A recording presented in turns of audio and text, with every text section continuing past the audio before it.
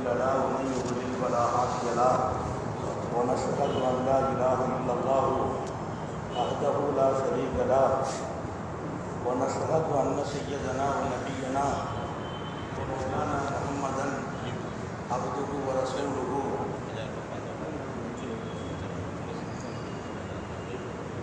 أرسله بالحق بشيرا ونذيرا وداعيا إلى الله بإذنه وسراجا منيرا صلى الله على سيدنا محمد وآله الأبرار وأصحابه الأخيار وأزواجه الطيبات الطاهرات أوصيكم عباد الله وإياي أولا بتقوى الله أما بعد أعوذ بالله من الشيطان الرجيم بسم الله الرحمن الرحيم وشاورهم بالأمر إذا عزمت فتوكل على الله وقال نبي الله صلى الله عليه وسلم وشاب نشأ بعبادة الله எல்லாம் வல்ல அல்லாஹ்வின் அன்பும் மேலான கருணையும் நமக்கெல்லாம் வந்து சேரட்டுமாக. நமது உயிரினும் மேலான கண்மணி நபிகள் நாயகம் ஸல்லல்லாஹு அலைஹி வஸல்லம் அவர்களின் அன்பையும் ஷஃபாஅத்தையும் பெறுவதற்கு அல்லாஹ் எல்லோருக்கும் தௌஃபீக் செய்வானாக. வல்ல ரஹ்மான் நமக்கும் நம்முடைய பெற்றோர் மனைவி மக்கள் குடும்பத்தார் யாவருக்கும் உயிர் உள்ள வரையிலும் உடல் சுகத்தை நசீபாக்கி தருவானாக. மருத்துவமனை கஷ்டம் அதன் சிரமம் செலவுகளில் இருந்து நிரந்தரமான பாதுகாப்பை அல்லாஹ் எல்லோருக்கும் கொடுத்தவன் புரிவானாக. வானம் பூமியினுடைய ஆபத்துகளை விட்டும் முசீபத்துகளை விட்டும் கெட்ட முடிவுகளை விட்டும் நம்மையும் நம் குடும்பத்தையும் பாதுகாத்தவன் புரிவானாக. அவனுடைய படைப்புகளின் தீங்குகள் அனைத்திலிருந்தும் நம்மையும் நம் சமூகத்தையும் காத்தவன் புரிவானாக. அல்லாஹ்வின் பேரருள் பாக்கியமான ரபியுல் அவ்வலின் மிகச்சிறந்த நாட்களில் நமது உயிரினும் மேலான கண்மணி சர்க்காரை ஆலம் ஸல்லல்லாஹு அலைஹி வஸல்லம் அவர்களின் அற்புதமான போதனைகளை உன்னத வழிகாட்டுதல்களை நினைவு கூறுகிற மிகப்பெரிய ஒரு வாய்ப்பினை அல்லாஹ் வழங்கியிருக்கிறான். அல்லாஹ் இதை உலகம் எங்கெல்லாம் இந்த சமூகம் ஆளுமோ அங்கெல்லாம் பயன்பெற தௌஃபீக் செய்வானாக. சங்கை மிக்கவர்களே, நமது வாழ்க்கையில் ஒரு பொற்காலம் தான் என்று சொல்ல வேண்டும். வாலிபத்தை போல் ஒரு காலம் இல்லை என்று சொல்ல வேண்டும். ஒரு கவிஞர் சொன்னது எனக்கு நினைவுக்கு வரும். மதரசாக்களுடைய பாட நூலில் இடம்பெறும். அலா லைத்த ஷபாப் யகூது யௌமா வ உஹ்பிருஹு பிமா ஃபாலல் மஷீப். அவர் சொல்வார், வாலிபம் கடந்த பின்னால் அவர் படிக்கிறார் அந்த கவிஞர். அலா லைத்த ஷபாப் யகூது யௌமா, வாலிபம் மீண்டும் ஒரு நாள் திரும்ப வர வேண்டுமே, வாலிபம் மீண்டும் ஒரு நாள் திரும்ப வர வேண்டுமே. வ உஹ்பிருஹு பிமா ஃபாலல் மஷீப், நான் முதுமையான போது உடம்பின் எல்லா பாகங்களிலும் வெள்ளை முடிகள் என்னை அலங்கரித்த அந்த கோலத்தை, அதில் நான் படுகின்ற சிரமங்களை வாலிபத்தில் ஒரு முறை சொல்லியாச்சு விடுவேனே என்று சொல்கிறார். வாலிபம் எனக்கு திரும்ப வருமையானால் நடைபெற்ற போது நான் பட்ட பாடை, நடைபெற்ற போது நான் சந்தித்த சிரமங்களை வாலிபத்திடத்தில் ஒரு முறை சொல்லுவேனே என்று அவர் ஆதங்கப்படும் ஒரு செய்தியை மதரசாக்களின் பாட நூல்களில் படித்த ஞாபகம் உண்டு. ஒரு பொற்காலம், இதை இழந்தவர்கள் எல்லோருமே கவலைப்படுகிற ஒரு காலம். அல்லாஹ் நம்ம வாலிபத்தில் இன்னும் வரக்க செய்வானாக. நம்ம எல்லாரும் வாலிபர்கள் தான், அதில் சந்தேகம்தான் இல்லை. என்ன நீங்கள் கோலத்தை பார்த்தா வயசான ஆளுன்னு நினைக்கிறேன். ஆனால் நான் உண்மையிலேயே வாலிபந்தாங்கிறதையும் சுப செய்தியாக சொல்கிறேன். அல்லாஹ் நம்ம எல்லாருமே ஹயாத்திலும் வாலிபத்திலும் வரக்க செய்வானாக. வாலிபத்தின் எந்த பகுதியையும் வீணாக்கிடக்கூடாது. நேற்றைய தினம் சொன்ன இந்த தலைப்பின் ஆழம் நிறைய இருப்பதால் இன்றும் தொடர்கிறோம். சங்கை மிக்கவர்களே, வாலிபத்தில் கையாள வேண்டிய பல்வேறு தன்மைகளில் ரொம்பவே யோசனையோடு நடக்க வேண்டும் என்று எழுதுகிறார்கள். எல்லா நற்பாக்கியங்களையும் ஒன்று சேர்க்க வேண்டிய ஒரு காலம். இந்த காலத்தில் நம்ம எதை ஒன்று சேர்க்கலையோ இன்னொரு காலத்தில் சேர்க்க முடியாது. இப்போ நம்ம உண்டாக்கி கொள்வதுதான் அடுத்த காலத்திற்கு உதவியாக இருக்கும். தொழுகையிலிருந்து, வணக்கத்திலிருந்து, குணங்களிலிருந்து, பண்புகளிலிருந்து, நல்ல சேவைகளிலிருந்து, மகத்தான ஆற்றல்கள் அத்தனையையும் நாம் தேடி தேடி கண்டுபிடித்து நமக்குள்ளே உண்டாக்கி கொள்ள வேண்டும். நல்ல சேவைகளுக்குரியவர்களாக மாறணும். அல்லாஹ் நமக்கு தௌஃபீக் செய்வானாக. வாலிப காலத்தில் நம்ம எதை உருவாக்குறோமோ அது மௌத் வரைக்கும் நீடிக்கும். நான் மிகைப்பாக சொல்வதில்லை. சுன்னத்து தொழுகைங்கிறது முன்பின் சுன்னத்து, அவ்வாவின் தொழுகை, இஸ்ராக்கு தொழுகை, ஹஜ்ஜத்து தொழுகை, இப்படி சுன்னத்துகள் இருக்குது. இதையெல்லாம் நீங்க ஒரு காலத்துல போயெல்லாம் உண்டாக்க முடியாது. நான் மதரசாக்களின் காலத்துல உண்டாக்கினேன். என் உஸ்தாது பெருந்தகை அல்லாமா ஷம்சுல் ஹுதா ரஹ்மத்துல்லாஹி அலைஹி ஒரு நடமாடும் வழியுள்ளா. அவர்களின் வாழ்க்கையில் சுன்னத்துகள் இல்லாமல் இல்லை. எல்லா சுன்னத்தும் அவங்கள்ட்ட இருக்கும். அவங்க நடந்தால் சுன்னத். திரும்பி பார்ப்பார்களா? பெருமானார் எப்படி திரும்பி பார்ப்பாங்க? அப்படி மொத்தமா திரும்பி பார்ப்பாங்க. அவர்களின் செயல்கள் அனைத்திலும் சுன்னத்து நடமாடும் சுன்னத். இப்படி உஸ்தாது பெருந்தகை அல்லாஹ் அவருடைய மன்னரை பிரகாசமாக்குவானாக. அதர்த்தவர்களின் பணிவிடை, அதர்த்தவர்களிடத்தில் மண்டியிட்ட வாழ்க்கை, அங்கே இருந்து நாங்கள் கற்றதுதான் சுன்னத்து தொழுகை. முன் சுன்னத்தும் பின் சுன்னத்தும் மற்றவர்களோடு நடந்து கொள்கிற வாழ்க்கை முறைகளை எல்லாம் எங்கள் ஆசானிடத்திலிருந்து கற்றோம். வாலிப காலத்தில் 18-19 வயதில் படித்த அந்த பாடம் இன்றைக்கும் வித்தரை விடுவதில்லை, முன் சுன்னத்தை விடுவதில்லை, பின் சுன்னத்தை விடுவதில்லை. இது 15 வயதில் உருவானது. அன்றைக்கு உருவானதை இன்றைக்கு நம்ம பயணத்தில் கூட விடுறதில்லை. கஷ்டமா இருக்கும், அலுப்பா இருக்கும். ஆனால் போய் இறங்கிய பின்னாலோ அல்லது வாகனத்தில் இருந்தபடி உட்கார்ந்த நிலையிலாவது சுன்னத்துகளை நிறைவேற்றுகிறோம். இது பழக்கம் வாலிபத்தில் ஏற்பட்டது என்பதை இங்கே நான் ரொம்ப பணிவோடு நினைவுபடுத்துகிறேன். இது ஒரு உற்சாகமான காலம். இங்கே கூடாதது என்று எழுதுகிற செய்திகளில் சோம்பேறித்தனம் கூடாது. வாலிபத்தில் சோம்பேறியாக இருப்பவர்கள் எந்த காலத்திலும் வெற்றியின் பாதைகளை நோக்கி நடந்தாலும் அந்த வாசல்கள் அடைக்கப்படும். அல்லாஹ் நம்ம எல்லாரையும் பாதுகாப்பானாக. நீங்க மட்டும் இல்ல, இந்த செய்திகளை நீங்க பாஸ் பண்ணணும், அனுப்பிக்கிட்டே இருக்கணும், நம்முடைய இளைய சமுதாயத்துக்கு கொண்டு சேர்க்கணும். இங்கே சோம்பல் ஆகாது, சோம்பேறித்தனம் கூடாது. எத்தனை தடவை திரும்ப திரும்ப ஒரு பணியை செய்ய முடியுமோ செய்து கொண்டே இருக்கணும். அன்றைக்கு எடுத்த முயற்சிகள் இன்றைக்கும் நான் இரவில் படுப்பதற்கு 12 மணி ஆகும். பொதுவாக ராத்திரி வெள்ளனம் படுக்கணுங்கிறது சுன்னத்து இருக்குது, நல்ல நடைமுறை. ஆனால் நாங்கள் 10 மணிக்கு மேலே தான் கிதாபு தூக்குறோம். 10 மணிக்கு மேலே கிதாபு எடுக்கிற ஒரு காலம் கிதாபுகளை லைப்ரரியே வீட்டில் இருக்கும், இன்னைக்கும் இருக்குது. ஆனால் இப்போ அல்லாஹ் பெரிய சுன்னத்து, மிகப்பெரிய லேசு ரப்பு எடுத்து தந்திருக்கிறான். இன்னைக்கு சாதாரண கைபேசி உள்ளே இன்றைக்கு இங்கே எல்லாம் இருக்கிற 10,000 கிதாபுகள் உள்ள இருக்குது.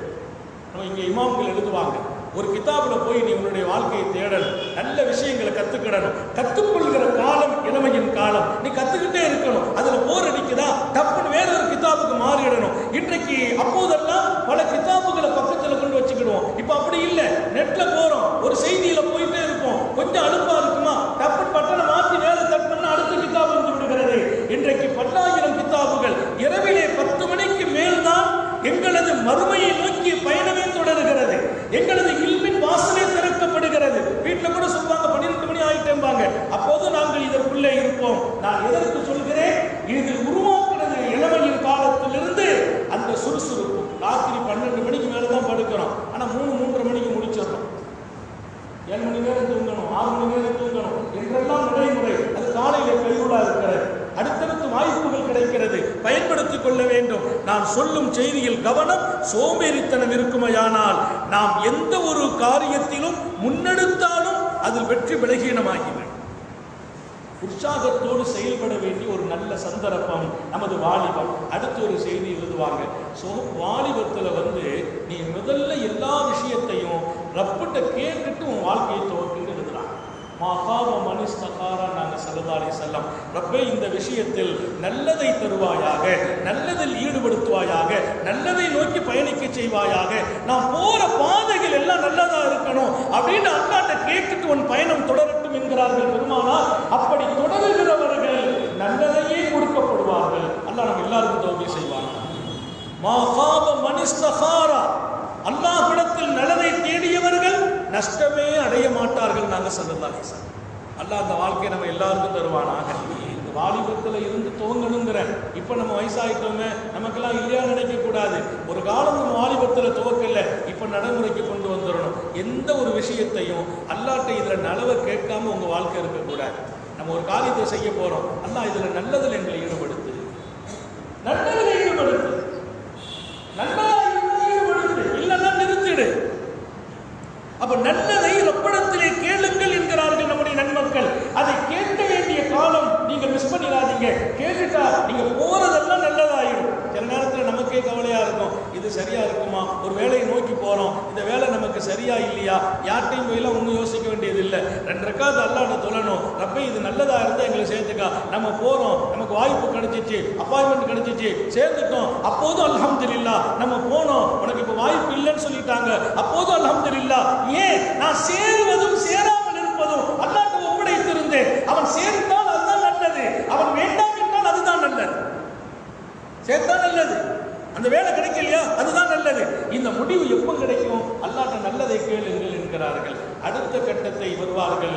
சோபத்த சாலிஹீன், வாலிபத்தில் நிறைய பேர் உயர்ந்தது, வலிமார்களிலிருந்து சாலிஹீன்களிலிருந்து, இன்னும் சொன்னால் நபிமார்கள் உட்பட அதற்கு கீழ் வந்த நல்ல மனிதர்கள் பல பேர்கள் உச்ச நிலைக்கு போனது அவர்களுக்கு கிடைத்த அருமையான நட்பே காரணம் என்று எழுதுகிறார். அவர்களுக்கு கிடைத்த தோழமை, அருமையான தோழமை, நல்ல நண்பர்கள், நல்ல தோழர்கள், நல்ல நட்பு என்பது கிடைத்து விடுமையானால் அது நம்முடைய வாலிபத்தில் நல்ல காரியங்களை நோக்கி நாம் நடப்பதற்கு ஒரு பலம். சோபத்தை சாலிஹின்ங்கிறது மறந்துடக்கூடாது. ஒரு பெரிய கவி கேட்டார், இப்னு அபில் ஹவாரி ரலியல்லாஹு சொன்னாங்க, என்னோட உஸ்தாத் என்கிட்ட சொன்னாங்க, அபு சுலைமான் அவங்க உஸ்தாத் அல்லாம இப்னு ஹவாரி சொல்லுவாங்க, என் உஸ்தாது சொன்னாங்க, மகனே நீ நட்பு வைக்கணும்னா 2 பேர்கிட்ட வச்சுக்கப்பா, 2 பேர்கிட்ட நட்பு வச்சுக்க. இது ஒரு நீண்ட பாடம், நான் எல்லாத்தையும் சொல்றது இல்லை, 2 தான் இந்த செய்தி. 2 பேர்கிட்ட நட்பு வச்சுக்காண்டா. நான் ரொம்ப கூர்ந்து கவனித்தேன், என் நண்பர்களும் கவனிக்க ஆரம்பிக்கிறார்கள். ரொம்ப முக்கியத்துவம் வாய்ந்த செய்தியா இருக்கிறது. என் உஸ்தாத் என்னுடைய தனி வாழ்க்கையிலே கவனம் செலுத்தி சொல்கிறார்கள். அல்லாமா இப்னு ஹவாரி சொல்வார், இப்னு அபுல் ஹவாரி என் உஸ்தாத் அபு சுலைமான் என்னை கூப்பிட்டு சொன்னாங்க, நீ நட்பு வைப்பதாக இருந்தால் லா தஸ்ஹப் இல்லா அஹத ரஜுலைன், லா தஸ்ஹப் இல்லா அஹத ரஜுலைன், 2 பேருக்கு நட்பு வச்சுக்க. அழகான செய்தி, எல்லாரும் ஞாபகம் வச்சுக்கணும். ஒன்று, ரஜுலன் தர்தஃபிது பிஹி ஃபி அம்ரி துன்யா, அவற்றை நீ நட்பு வைப்பதால் உன் உலகளாவிய காரியங்களில் நீ முன்னேற முடியும் என்று இருக்குமையானால், அவரோடு நட்பு வைத்ததால் உன் உலக காரியங்களில் நீ வெற்றி பெறுகிறாய், முன்னேறுகிறாய். உன் பொருளாதாரத்தில், உன்னுடைய உலகளாவிய காரியங்கள் அனைத்திலும் அவருடைய நட்பு ஒன்று மேலே தூக்கி விட்டுடுமா, அந்த ஆள் கட்டு நீ நட்பு வச்சுக்க. அல்லாஹ் நமக்கு தௌஃபீக் செய்வானா. யாரிடத்தில் நட்பு வைக்க வேண்டும்? அவரோடு நீ நட்பு வைப்பதால் உனக்கு உலகத்துக்கு பிரயோஜனம் இருக்குது, உன் வாழ்க்கையின் தரம் உயர்கிறது, உன் பொருளாதாரம் உயர்கிறது, உன்னுடைய நண்பர்கள் நிறைய கிடைக்கிறார்கள், உனக்கு ஒரு பெரிய செல்வாக்கு ஏற்படுகிறது, உலகளாவிய உன் உயர்வுக்கு அவர் காரணமாக இருக்கிறார் என்றால் அந்த மனிதரோடு நட்பு வை. 2வது, ஒரு ரஜுலன் தசீது மாஹு தந்தஃபி அம்ரி ஆஃபருக்கு, அற்புதமான செய்தி. இன்னொருவரோட நட்பு வச்சுக்க. அவர் யாருன்னா, அவர் கூட நீ இருக்கிற போது உன்னுடைய மார்க்கப்பற்று கூடிக்கிட்டே போகுது, உன் மார்க்கப்பற்று கூடு, உன் இறை தொடர்பு கூடுகிறது. இன்னொரு பக்கம் மறுமை சார்ந்த விஷயங்களில் உனக்கு ரொம்ப ஈடுபாடு ஏற்படுது. சல்லல்லாஹு சொல்லுவாங்க, சாபாக்கள் கேட்டாங்க, நாங்கள் யார்கிட்ட நட்பு வைக்கணும்னு கேட்டாங்க. ஈசா நபியினுடைய தோழர்கள் கேட்டாங்க ஈசா நபிட்ட இதே செய்தியை, மன் நஸ்ஹபு யா ரூஹல்லாஹ், அல்லாஹுடைய ரூஹவர்களே ஈசா அலைஹிஸ்ஸலாத்தை பார்த்து கூப்பிடுறாங்க, நாங்கள் யார்கிட்ட நட்பு வைக்கணும்? அப்போ அவங்க சொன்னாங்களா, யாரை பார்த்தால் அல்லாஹுடைய ஞாபகம் வருமோ அவர்களோடு நட்பு வையுங்கள், யாரு பேச்சு அல்லாஹுவின் நினைவை தருமோ அவர்களோடு நட்பு வையுங்கள், யாருடைய பேச்சிலே அல்லாஹுடைய நினைவு வருமோ, யாரை பார்த்தால் அல்லாஹுடைய ஞாபகம் வருமோ அவங்களோடு நட்பு வையுங்கள். இங்கே அல்லாமா அபு சுலைமான் தன்னுடைய அருமை மாணவரை பார்த்து சொல்கிறார், இப்னு அபில் ஹவாரியை பார்த்து, அவரோடு நீ உட்கார்ந்தா உன்னுடைய மறுமையின் சிந்தனை கூடணும், உன்னுடைய மார்க்கம் சார்ந்த விஷயங்கள்ல உனக்கு ரொம்ப பயன்பாடுகள் ஏற்படணும். இன்னொரு பக்கம் அல்லாஹ்வுடைய நினைவுகள் உனக்கு அதிகமாகணும், மறுமையில உனக்கு அவரை கொண்டு ரொம்ப பிரயோஜனம் ஏற்படுமா, அந்த மாதிரி ஆட்கள் நட்பு வை. சொல்லிட்டு சொன்னாங்க, எப்பா இந்த உலகத்தில் நம்ம வாழ்றது 2 விஷயம் தான், ஒன்று உலகத்தை சிறப்பாக ஆக்கிக்கிறணும், இன்னொன்று மறுமையை சிறப்பாக்கிக்கிறணும். உலகத்தை சிறப்பாக்குறதுக்கு ஒரு மனுஷன் கிடைக்காத அதற்கு பின்னால் ஒல் இஸ்திகாலு பிகைரி ஹாதைன் ஹுமுக்குன் கபீர். இந்த ரெண்டு பேரை தவிர மற்ற ஆட்கள்கிட்ட போய் நீ பழகிறதும் நெருங்கிறதும் நட்பு வைக்கிறதும் அதை விட பெரிய முட்டாள்தனம் ஒன்று இருக்கு. அதை விட முட்டாள்தனம் ஹுமுக்குன் கபீர், மிகப்பெரிய முட்டாள்தனம். அல்லாஹ் நம்ம எல்லாரையும் பாதுகாப்பானாக. இன்னைக்கு பாருங்க, அர்த்தமில்லாத நட்பு, காரணம் இல்லாத நட்பு, பேசினால் நட்பு, பழகினால் நட்பு, பார்த்த இடத்துல நட்பு. இந்த நட்பில் அர்த்தம் இல்லை. இந்த நண்பர்கள் இன்னைக்கு நிறைய பேர் அவன் தாய் தோப்பும் சொல்லி கேட்காம நம்ம பிள்ளைங்க போறாங்கன்னா அதுக்கு நண்பர்களே காரணமாகறாங்க. நம்ம பிள்ளைங்க தடம் உருடுறாங்களா, அவங்களுடைய சகவாசம் சரியில்லை.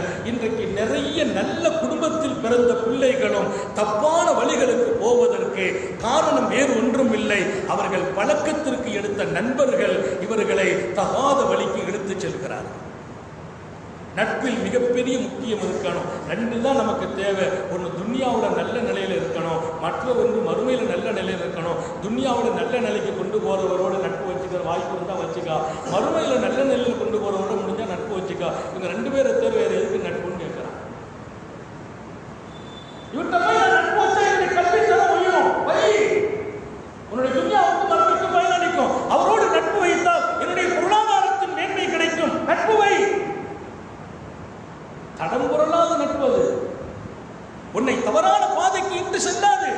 என் உஸ்தாது சொன்ன பாடம், ஒரு ஆசிரியர் இப்படிதான் இருக்கணும். என்னுடைய மாணவர்களுக்கு நல்ல வழிகாட்டுதலை தரணும், நல்ல நண்பர்களை தேர்ந்தெடுத்து கொடுக்கணும். அல்லாஹ் அப்படி ஆசானாக நம்மை கபூல் செய்வானாக.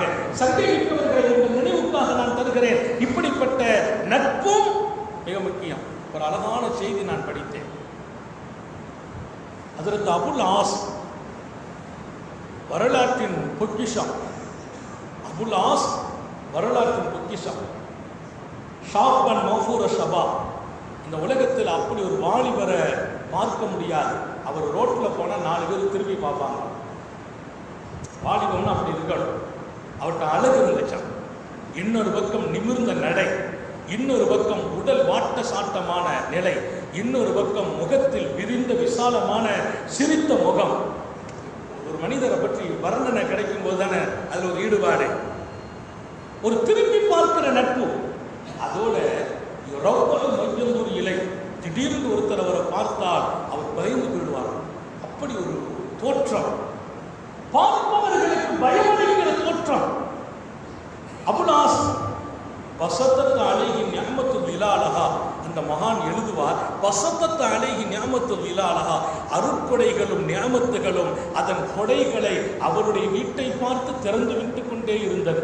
அவருடைய வீட்டில் பார்த்தீங்கன்னா அப்படியே அந்த நிழல் விழுந்துக்கிட்டே இருந்துச்சு. இந்த நிழல் நியாமத்துடைய நிழல். அல்லாட்டிருந்து எந்த நியாமத்து வந்தாலும் முதல்ல அவர் வீட்டுக்கு தான் வரணும். சுபஹானல்லாஹ்.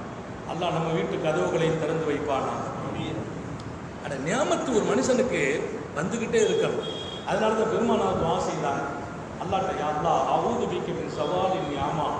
என்னுடைய வாழ்க்கையை நோக்கி, என் குடும்பத்தை நோக்கி, என் வீட்டை நோக்கி, என்னுடைய தனிநிலையை நோக்கி நீ அனுப்பி கொண்டிருக்கிற நியாமத்துகள் ரப்பே என்னை விட்டும் பிடுங்கப்பட்டு விடாமல் பாதுகாப்பாயாக. யார் கேட்கிறா? ரசூல் ஸல்லல்லாஹு அலைஹி வஸல்லம். நியாமத்துகள்ங்கிறது கிடைச்சிக்கிட்டே இருக்கணும்.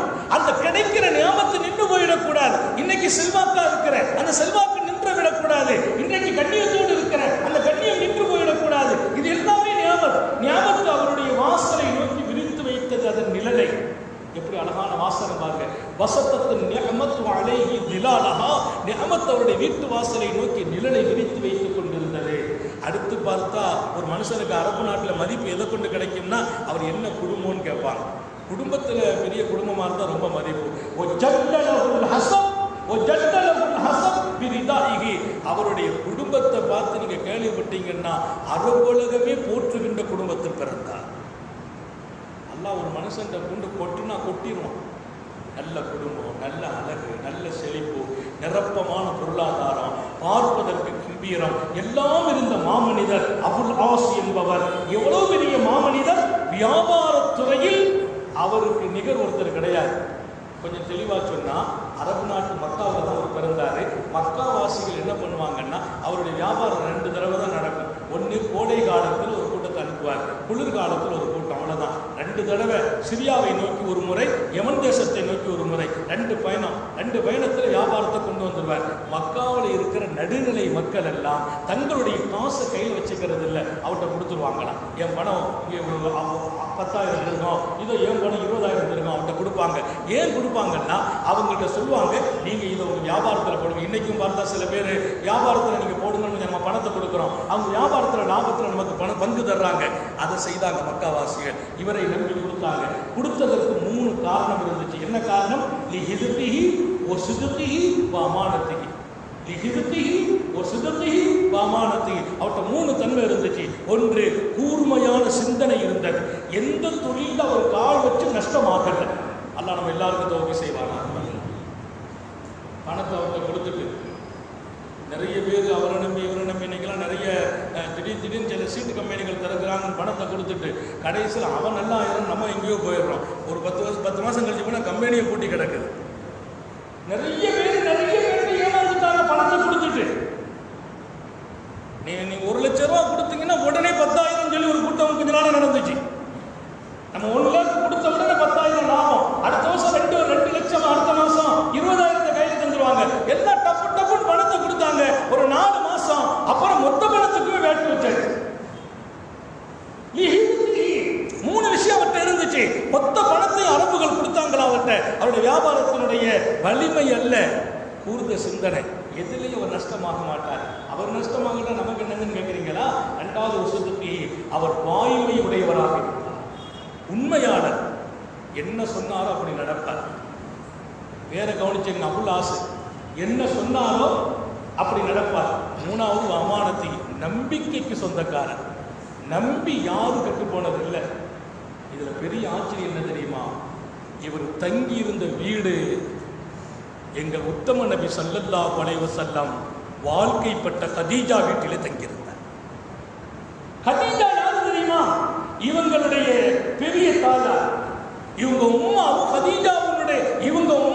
கதீஜாவும் அக்கா தங்கச்சி. கதீஜா நாயகி இவங்களுக்கு உம்மா, சின்னம்மா. கதீஜாவுடைய அன்பு கிடைத்தது, பாசம் கிடைத்தது. கதீஜா பிராட்டியாரை மாணவி திருமணம் செய்த போது நபியின் அன்புக்கு சொந்தமாகிறார். பெருமானாருக்கு இவர் மேல ரொம்ப பிரியம், உள்ள பிரியம். அப்ப இஸ்லாம் கிடையாது, ஈமான் இல்லை. எந்த அளவுக்கு அந்த பிரிய முத்தி போச்சு. அவரை பார்த்தா அலுவலகத்தில் எல்லாரும் கைகட்டி நிற்கிற அளவுக்கு செல்வாக்கு இருந்தது. நபி ஸல்லல்லாஹு அலைஹி வஸல்லம் அவர் மீது கொண்ட பிரியம், கதீஜா அவர் மீது கொண்ட பிரியம், அவரிடத்தில் இந்த கூரிய சிந்தனை, இன்னொரு பக்கம் நம்பிக்கை தன்மை, இன்னொரு பக்கம் உண்மையான வாழ்க்கை. ஹத்தாவுடைய ரசூல் முடிவெடுத்தார்கள், என் மகள் ஸைனபை நான் அபுல் ஆஸுக்கு கொடுக்கிறேன். ரசூலுல்லாஹ்வுடைய மகளை நிக்கா செய்தார். பெருமானாருடைய மகளை. காலம் போச்சு, உருண்டுகிட்டே போச்சு, முடிஞ்சிச்சு. ஒரு காலம் இஸ்லாம் வெளியாகுது. இஸ்லாம் வந்தபோது முதல்ல களிமா சொன்னது கதீஜா, 2வது களிமா சொன்னது ஸைனப் தான், இந்த அம்மா தான். அப்புறம் உம்மு குல்சும், அப்புறம் ருக்கையா, ஃபாத்திமா. பெருமானாருடைய 4 பிள்ளைகள் களிமா சொல்லிட்டாங்க. ஃபாத்திமா சின்ன பிள்ளை. பெருமானார் ஈமானை கொண்டு சொல்ற போது முதல்ல மனைவி, 2வது பிள்ளைங்க. நம்ம ஒரு விஷயத்துல நமக்கு அங்கீகாரம் நம்ம குடும்பத்தில் கிடைக்கும். அல்லாஹ் தௌஃபீக் செய்வான். நான் இன்னைக்கு ஒரு விஷயத்தை சொல்றேன்னா முதல்ல நம்ம குடும்பத்தில் கிடைக்கும். உம்மத்தில் போய் தஹஜ்ஜத்தை சொல்றதுக்கு முந்தி நான் வீட்டில் சொல்வேன், பிள்ளைகளை எழுப்பி தஹஜ்ஜத்தோட சொல்வேன். ஏன்? நீங்க அங்கீகாரம் தரணும், பிள்ளைங்கிட்ட வரணும் அங்கீகாரம். அல்லாஹ்வுடைய தூதரின் நுபுவத்தின் செய்திக்கு முதலில் இசைந்தது அன்னை கதீஜா, அடுத்தடுத்து அன்னை ஸைனப், அன்னை உம்மு குல்சும், அன்னை ருக்கையா, குட்டி புள்ள செல்ல புள்ள ஃபாத்திமா, 2-3 வயசு புள்ள தான் அது. உடனே களிமா சொல்றாங்க எல்லாரும். ஆனா என்ன ஆச்சுன்னா அபுல் ஆஸ் அவர் இஸ்லாத்துக்கு வரல. ஸைனபின் அன்பு கணவர், இவ்வளவு பாசம், நபியின் பாசம், கதீஜாவின் பாசம், அவர் இஸ்லாத்தை ஏற்றுக்கிடல. அவரை ஏற்றுக்கிடவும் விட மாட்டாங்க அரபுகள் ஒரு பக்கம். ஏன்னா இவருக்கு ஒரு பெரிய செல்வாக்கு. இவரை வச்சுதான் அரபு நாடே இயங்குற அளவுக்கு எல்லா வியாபாரிகளும் எல்லா மக்களும் அவருக்கு பணத்தை கொடுத்திருக்கிறாங்க. நீண்ட வரலாறு. உங்கள் கவனத்திற்காக சொல்வேன், அல்லாஹ் இவரை விடவில்லை. இவர் ஸைனபின் தொடர்பில் இருக்கிறார். நபியின் மகள் கதீஜாவின் தொடர்பு, நபி பெருமானாரின் தொடர்பு. அல்லாஹ் ஒரு பெரிய நிலையை கொடுத்தான். எந்த நிலைன்னு சொன்னா இவர் மக்கால தான் இருக்கிறாரு. ஆனா அல்லாஹ் கொடுத்த கிஃப்ட் என்னன்னா, ஜைனபு இஸ்லாத்தை ஏத்துக்கிட்டாங்க, அபுல் ஆஸ் இஸ்லாத்தை ஏத்துக்கிடல. ஜைனபுக்கும் அபு ஆசுக்கும் இருந்த பாசமும் அன்போ குறையல, உச்சகட்டமான பாசம். பெருமானாருடைய நுபுவத்துடைய செய்தி நாளுக்கு நாள் கூட குறைஷிகள் எதிரியாக மக்காவுடைய எதிர்ப்பு கிளம்பி, மக்கா தலைவர்கள் பூரா மக்காவில் இருந்து பெருமானார் ஸல்லல்லாஹு அலைஹி வஸல்லம் பிள்ளைங்களை கல்யாணம் முடிச்சவங்களை பூரா கூப்பிட்டு சொன்னாங்க, இந்த முகம்மதுக்கு நம்ம பாடம் கற்றுக் கொடுக்கணும்னா அவங்க பிள்ளைங்களை நிக்கா செய்தவங்க பூரா தலாக்கு செய்திருங்க. தலாக்கு செய்தால் தான் அவருக்கு ஒரு பாடம் ஏற்படும். தான் பொம்பளை பிள்ளைங்க பூரா தலாக்கு ஆயிட்டாங்களே அப்படின்னு அவருக்கு படிப்பினை கிடைக்கும்னு சொன்ன போது சில பேர் செய்தாங்க. அபுல் ஆஸ் செய்ய மாட்டேன்றார். நான் ஜைனபை இழக்க முடியாது என்றார். மக்காவின் தலைவர்கள் தனிப்பட்ட முறையில் அவர் வீட்டுக்கு வந்தாங்க. வந்து சொன்னாங்க, நீங்க பெரிய மனிதர், செல்வாக்குள்ள மனிதர், பொருளாதாரம் நிறைந்த மனிதர், எல்லா வீட்டிலையும் உங்க சொத்து தான் உட்கார்ந்துகிட்டு இருக்குது. இப்ப நீங்க ஒண்ணும் வேண்டாம், ஜைனபை விட்டுடுங்க, பிரிஞ்சிருங்க. உங்களுக்கு மக்காவில் எந்த குடும்பத்துல பெண்ணு வேணுமோ நாங்க தருகிறோம். அவர் சொன்ன ஒரே ஒரு வார்த்தை, மக்காவையே நீங்கள் கொடுத்தாலும், இல்லை இல்லை வித்துன்யா, இந்த உலகத்தையே நீங்கள் கொடுத்தாலும் என் ஜைனபுக்கு பகரமாக லாபம் முடியாது. உலகத்தையே நீங்கள் கொடுத்தாலும் என் ஜைனபுக்கு அது பகரமில்லை. என்ன நினைத்துக் கொண்டீர்கள்? ஜைனபை மாதர்குலத்தின் பேரரசி, பத்தினி பெண்மணி, பக்குவம் உள்ள பெண்மணி. நான் தெளிவாக சொல்கிறேன், இந்த அம்மாவை நான் கரம் பெற்றதற்கு பின்னால் என் வாழ்க்கையே மிகப்பெரிய வெளிச்சத்தை நோக்கி பயணிக்க முடிந்தது என்றார். அல்லாஹ் நம்ம வீட்டு பெண்கள் அப்படி ஆக்கி வைப்பானா? எப்ப நான் ஜைனபை கைப்பிடித்தேனோ அன்றைக்கு தான் என் வாழ்க்கையில நான் பெற்ற இன்பமும் மகிழ்ச்சியும், என் மனதில் கிடைத்த நிம்மதியும். இந்த பெண்ணெல்லாம் நான் இழக்க முடியாது. நீங்க அந்த விஷயத்துல தலையிடாதீங்க. கடைசி வரைக்கும் இருக்குல்ல. நான் என்ன சொல்றேன், நல்ல தொடர்பு இருக்குது பாருங்க. எவ்வளவு பெரிய ஆலயம் மாத்திரும். அரபு நாடு எதிர்த்து நிற்குது, பெருமானாருடைய பிள்ளைகளை தலாக்கு சொல்லணும்னு சொல்லி அவர் சொன்னார். எங்கே நபி அவர்களின் பிள்ளை? அல்லாஹு அக்பர். அந்த பெண்ணுக்கு நிகர் இந்த துன்யாவில் எந்த பெண்ணை நீங்கள் காட்ட முடியும்? என் ஜைனபை, என் இதய கனி, நீங்கள் பிரிக்க முடியாது என்றார். அவற்றை யாரும் போராட முடியாது. மகத்தான மனிதர், அன்புக்குரியவர், உண்மையானவர், நம்பகமானவர். அவரை ஏற்கனவே பேச முடியாது, கரெக்டா நடப்பார். அல்ஹம்துலில்லாஹ் முடிஞ்சு போச்சு ஒரு குறிப்பிட்ட காலம். அப்புறம் அல்லாஹ்வே சட்டம் கொண்டு வந்தான். ஒரு சட்டம் எப்படி வந்துச்சு? ஈமான் கொண்டவர்கள் காஃபிர்களுக்கு ஹராம், காஃபிர்கள் ஈமான் கொண்டவங்களுக்கு ஹராம். இங்கே அவங்க பொண்ணு இருந்தா அந்த பொண்ணு இந்த மாப்பிளையும் வாழக்கூடாது. பெரிய சட்டம். ஒரு மூமின் காஃபிரை நிக்கா செய்யக்கூடாது, ஒரு காஃபிர் மூமினை நிக்கா செய்யக்கூடாது. நிக்கால இருந்தா பிரிஞ்சிட வேண்டியதுதான். ஒரு கடுமையான நிலை. ஆனா இவங்க ரெண்டு பேருக்கும் பெரிய மனசே இல்லை. அவருக்கு இஸ்லாத்துக்கு வரதுக்கு மனசு வரல, அது வேற பெரிய பிரச்சனை. அவங்க வந்ததும் இல்லையா, இங்கே வரவில்லை. அந்த நேரத்தில் தான் பத்ர் யுத்தம் நடக்குது. பத்ர் யுத்தத்துக்கு பிடிச்சி இவரையும் சேர்த்து கூட்டு வந்துட்டாங்க. அவரும் வந்துட்டாரு. பத்ர் இஸ்லாத்துக்கு எதிர்த்து நிற்கிறார். பெருமானார் ஸல்லல்லாஹு அலைஹி வஸல்லத்தின் மருமகனார், பெருமானாரின் வீட்டில் வளர்ந்தவர், கதீஜாவின் அன்பை பெற்றவர், எதிரணியில் இருக்கிறார் மதீனாவில். இப்ப நாம மதீனாவில் இருக்கிறோம், பெருமானார் ஹிஜ்ரத் செய்து போயாச்சு, இவர் மக்காவில் இருக்கிறார். ஆனா ஜைனபு என் கணவரோடு இருந்துக்கிறேன்டாங்க. அந்த பாசம் ஜைனபு உள்ள நபியோட மக்காவில் இருக்கிறார். ஜைனப் மதீனாவுக்கு போயாச்சு. பத்ர் யுத்தம், பத்ர் யுத்தத்தில் நம்ம வெற்றி பெற்றாச்சு. இவர் கைதியா மாட்டிக்கிட்டார். பெருமானார் சொல்றாங்க, கைதிகளை விடுவிக்கிறதுக்கு காசு கொடுத்து விடுவிக்கணும். எவ்வளவு காசு நிர்ணயம் செய்தாங்க. அந்த காசுகள் எல்லாரும் கொடுக்குறாங்க. அபுல் ஆஸ் காசை கொடுக்கல, ஏன்னா அவர் பெரிய பணக்காரர், கோடீஸ்வரர். அவர் இப்போ பணத்தை கொடுக்கணும். அங்கங்க அந்த பணங்கள் இருக்குது. ஆனா இவருக்கு என்ன செய்யறது? அவங்கவுங்க வீடுகள்ல இருந்து வரணும். அன்னை ஜைனப் பணத்தை கொடுத்து அனுப்புறாங்க தூதர்கிட்ட. என் கணவரை விடுதலை செய்யிட்டுருங்க நபிட்ட சொல்லிட்டு. அவங்க கொடுத்து அனுப்பின பணங்களில் அன்னலாரதை நல்லா கவனிக்க. பெருமானார் தன்னுடைய துண்டை பிடிக்கிறாங்க. ஜைனபு நாயகி கொடுத்து அனுப்பின காசு, தங்கம் அப்படியே அதில் கொட்டுறாங்க. அதை பார்த்த உடனே பெருமானார் கண்களிலிருந்து கண்ணீர் வடியுது. என்ன கண்ணீர்? கல்யாணம் முடிக்கிற போது கதீஜா நாயகி பாசமாக பிரியமாக போட்டிருந்த ஒரு மாலை, அந்த மாலையை ஜைனபுக்கு போட்டு அனுப்பினாங்க. அந்த மாலையை ஜைனபு விடுவிப்பதற்காக அனுப்பியிருக்கிறாங்க. அந்த மாலையை பார்த்த மாணவியின் கண்கள் குளமாகிறது. அல்லாஹ்வின் தூதருக்கு இதை எங்க கொடுக்கணும்? இந்த பணம் பொது பணம் ஆக்கணும், பொது இடத்துக்கு போகணும். அந்த மாலை எப்படி கொடுப்பது? என் கதீஜாவின் மாலை, கதீஜாவின் நினைவு ஒரு பக்கம் வருகிறது. அன்றைக்கு ஜைனபின் கழுத்தில் போட்ட அந்த ஞாபகம் வருகிறது. இந்த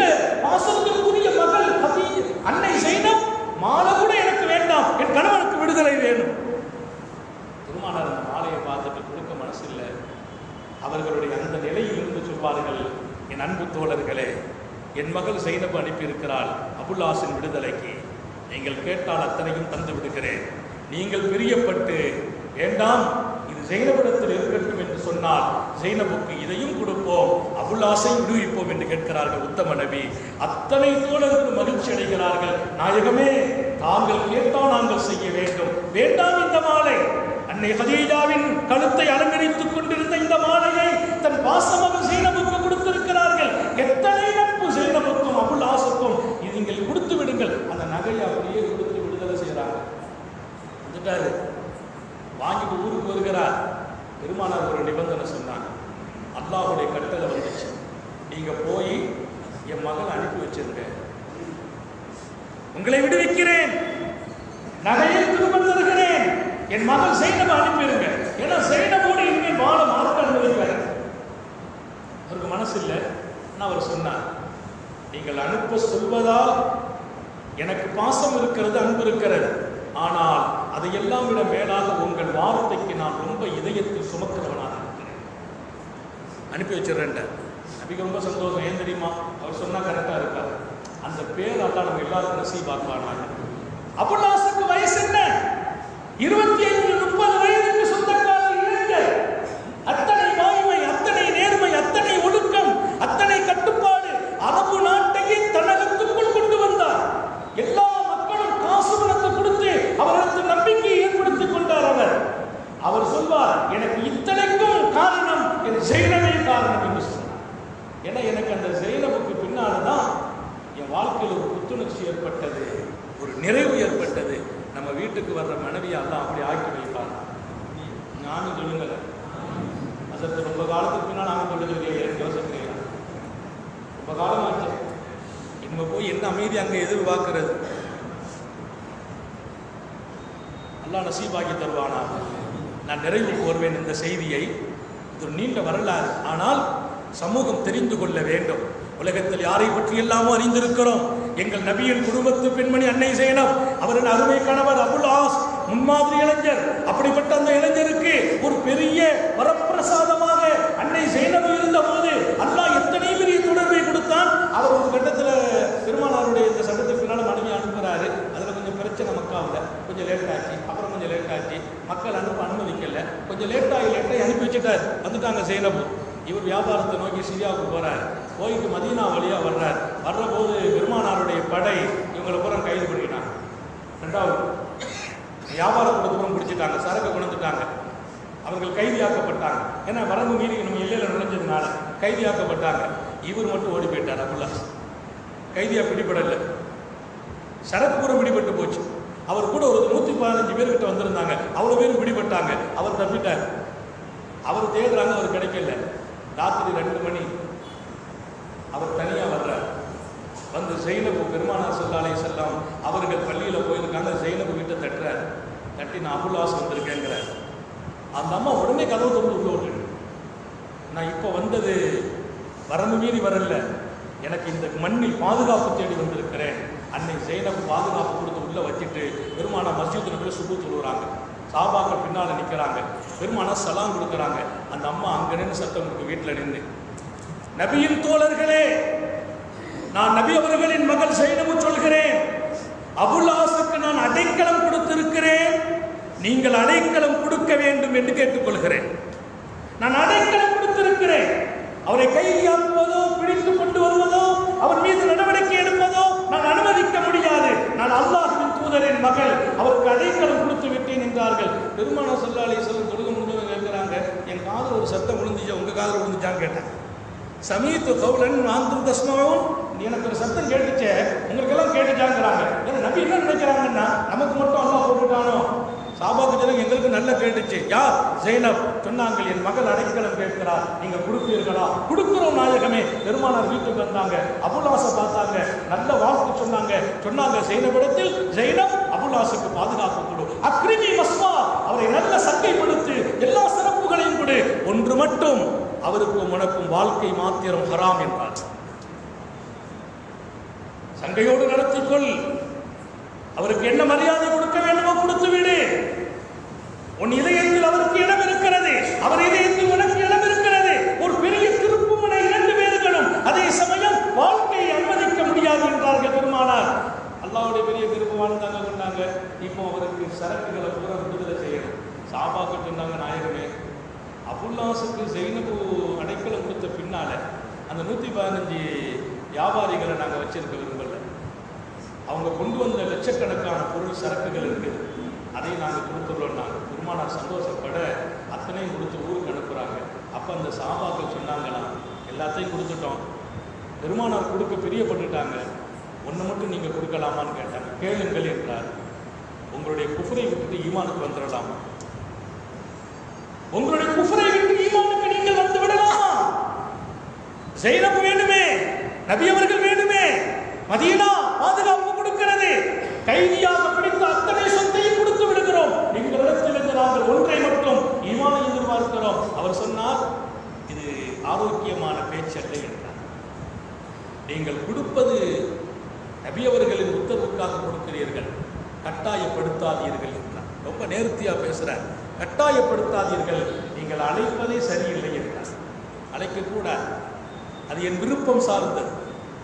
விட்டுட்டாங்க, நேரம் ஊருக்கு வந்தார்.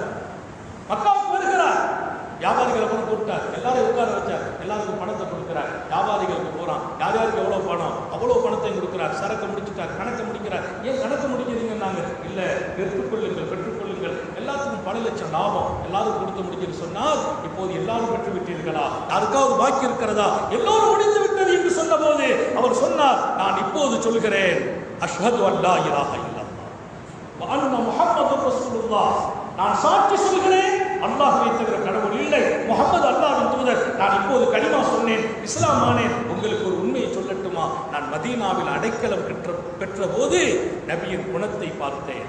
அந்த குணத்தை இந்த உலகத்தில் இதுவரைக்கும் யாரும் பெற்றதில்லை. அந்த குணத்தின் குன்றாக வளர்ந்த ஜைனபை பார்த்தேன். அன்னலாரினுடைய மகளாக இருந்தும் எனக்கு அடைக்கலம் கொடுத்தார்கள். அந்த பண்புக்கு முன்னால் உலகம் மண்டியிட வேண்டும். அன்றைக்கே கலிமா சொல்லியிருப்பேன். எனக்கு ஒரு பயம் இருந்தது, நீங்கள் சொல்வீர்கள் நம்ம பணத்தை பூரா கொண்டு போய் அங்கு அனுபவிப்பதற்காக இஸ்லாத்துக்கு போயிட்டாருன்னு சொல்லிடுவீங்க. அதனால் உங்கள் பணங்களை ஒப்படைத்து விட்டேன். இப்போது நான் என் வாக்கிலும் என் அமானியத்திலும் நம்பகத்தன்மையிலும் சரியா நடந்துட்டேன். இனிமேல் உங்கள் மீது எனக்கு எந்த பிரச்சனையும் இல்லை, என்ன நீங்க குறை சொல்ல மாட்டீர்களே? இல்லை என்றார். புறப்பட்டு மதீனா வருகிறார், மாணவியோடு சேருகிறார். இஸ்லாத்தில் வெற்றிக்கு அவரை கொண்டு அல்லாஹ் காரணமாக்கினான். இங்கே பெருமக்கள் எல்லாத்தையும் எழுதிட்டு சொன்னாங்க, கதீஜாவின் தோழமையும் அன்னலாரின் வீட்டு சகவாசமும் ஜைனபின் சகவாசமும் அவர் வாலிபத்திற்கு உரம் ஊட்டியது. அந்த உரம் அத்தனை பேரையும் இஸ்லாத்துக்கு எதிராக திருப்பிய போது இவரை இஸ்லாத்தில் ஆழமாக மாற்றி ஈமானுக்கு தேர்ந்தெடுக்க செய்தது. ஈமானுக்கு அக்காவின் எல்லாரும் எதிரியா போனாங்க, இவர் அல்லாஹ் மாற்ற. பெருமானாருடைய உம்மு குல்சும கல்யாணம் முடிச்சு தலாக்கு சொல்லிட்டாரு, ருக்கையாவை கல்யாணம் முடிச்சு தலாக்கு சொல்லிட்டாரு. இவர் முடியாது என்றார். ஏன்? இவர் வளர்ந்த இடம் அப்படி. நான் அன்பு இளைஞர்களுக்கு சொல்வேன், சோபத்து சாலிகேன், நல்லவர்களின் தோழமை, அற்புதமான நட்பு. கவனம் வையுங்கள், நிறைய பேர் தன் நட்பால் கெட்டு போனார்கள், நிறைய பேர் நட்பால் தரம் இறங்கினார்கள், நிறைய பேர் நட்பால் குடும்பத்தை பகையாக்கி கொண்டார்கள், நிறைய பேருடைய வருத்தத்துக்கு நட்பால் ஆளாகி இருக்கிறார்கள். நட்பு நம்மை எங்கோ கொண்டு சேர்க்க வேண்டும். கூடா நட்பை விட்டும் உங்களை பாதுகாக்க வேண்டும். இளமை பருவம் அற்புதமானது, பாக்கியமானது. இது நல்ல துவா உடையவர்களாக, 4 பேர் நல்ல துவாவுக்கு தகுதி பெற்றவர்களாக நாம் மாறுவதற்கு நல்ல பண்புகள் நம்மிடத்தில் அப்படி சுடர்விட வேண்டும். அபுல்லாஹ்விடத்தில் சுடர்விட்ட அந்த பண்புகள், வாய்மை, நேர்மை, அமானிதம் என்று எத்தனை அன்பு, எத்தனை அற்புதமான தன்மைகளை சொல்ல முடிந்ததோ அத்தனையும் நம்மிடத்திலும் பழிச்சிட வேண்டும். நல்ல நண்பர்களோடு நமது பழக்க வழக்கம் இருக்க வேண்டும். மிக தெளிவாக அபு சுலைமான் சொன்னார்கள் இல்லையா, அதுபோல் உனக்கு யாரோடு பழகுனா உலகத்தில் ஒரு உயர்வு கிடைக்கும், அவங்களோடு பழகு, மறுமைக்கு உயர்வு கிடைக்கும், அவங்களோடு பழகு. அப்படி நண்பர்களை தேர்வு செய்து நமது வாலிபத்தை வெற்றியை நோக்கி பயணிக்க அல்லாஹ் தௌஃபீக் செய்வானாக. இந்த சமூக இளைஞர்களை அல்லாஹ் பாதுகாப்பானாக. எங்கும் சருகி விடாமல் பாதுகாப்பானாக. தடம் புரண்டு விடாமல் பாதுகாப்பானாக. நீண்ட ஆயுளை, நோயற்ற வாழ்வை, குன்றாத சுகத்தை நமக்கும் நமது குடும்பத்துக்கும் நசீபாக்குவானாக. நீண்ட நெடிய நாட்கள் நோய் நொடிகள் இல்லாமல் உடல் ஆரோக்கியத்தோடு மன நிறைவோடு இன்பத்தோடு அல்லாஹ்வை நின்று வணங்கி வழிபட்டு வாழும் நசீபையும் பாக்கியத்தையும் எல்லாம் அல்ல அல்லாஹ் உங்களுக்கும் எனக்கும் நம்மை ஈன்றெடுத்த தாய் தந்தையர்களுக்கும் நமது மனைவி மக்கள் உற்றார் உறவினர் யாருக்கும் கொடுத்தவர் புரிவானாக. நமது உயிரினும் மேலான கண்மணி சர்க்காரை ஆலம் சுந்தர நபிகள் ஸல்லல்லாஹு அலைஹி வஸல்லம் அவர்களை கனவிலும் நனவிலும் கண்டுகளிக்கும் பெரும் பாக்கியத்தை அல்லாஹ் நம் யாவருக்கும் கொடுத்தவர் புரிவானாக என்ற நல்ல துஆக்களோடு உங்கள் எல்லோருடைய துஆவையும் ஆதரவைத்து என் வார்த்தைகளை நான் நிறைவுபடுத்துகிறேன். வாஃபிரு தாவானா அனில் ஹம்துலில்லாஹி ரப்பில் ஆலமீன். அஸ்ஸலாமு அலைக்கும் வரஹ்மத்துல்லாஹி வபரகாத்துஹு. வாங்க சலாம் பாய், நீங்கள் தான் பெரிய ஆள் வந்து எடுக்கணும்.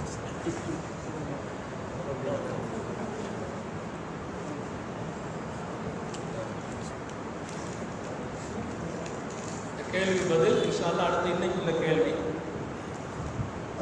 பெருமானார் ஸல்லல்லாஹு அலைஹி வஸல்லம் அவர்கள் நியமித்த மக்காவின் தலைமை நீதிபதி யார்?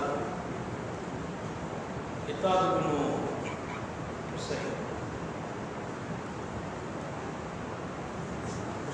இத்தாத் இப்னு ஹுசைன் இல்லையே, இத்தாத் இப்னு அபி ஹுசைன். இத்தாத் இப்னு ஹுசைன். இந்த ஹுசைன்ல தான் ஹுசைன் போட்டுக்க மாதிரி இருக்கு. ஏன்னா நிறைய பேருக்கு இந்த பாதியில் அதாவது கிச்சு கிச்சின்னு சத்தம் கேட்குது, இறைச்சல் கொஞ்சம் பெண்கள் சொல்லுங்க. இல்லை இல்லை இல்லை கரெக்டாக ஹுசைனை வந்து ஹுசைன் கொடுக்கலாம். அஹமது ஆஃப்ரீன் செல்வக்காதர். செல்வக்காதர் பழக்கத்தான திருப்பூட தெரியும், டெய்லி வந்துட்டே இருக்கு. அஹமது ஆபிதா ஆஃப்ரீன். அஹமது ஆஃப்ரீன் அனுப்பிடுங்க இன்ஷா பரிசல் பண்ணுங்க. என்னுடைய பாசத்திற்குரிய இந்த மஜ்லிஸின் பரக்கத்து நிறைந்த ஆரணியா அவர்களின் அன்பு முதல்வர் ஹபீபுர் ரஹ்மான் அவர்கள் இதை வழங்குவார்கள். ஹபீபுர் ரஹ்மான்.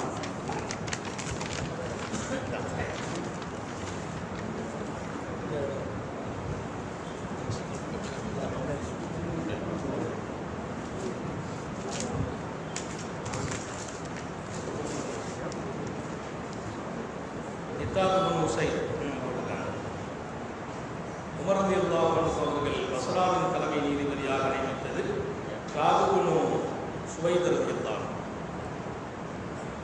அபுல் கலாம் ஆசாத் ஞானியாரப்பா சின்னத்தர் ஆசாத் மச்சான் யாரு கலப்பா மச்சான் வந்தாரா? இந்த பரிசை மரியாதைக்குரிய நம்முடைய காசியார் லப்பை சாஹிப் அவர்கள்.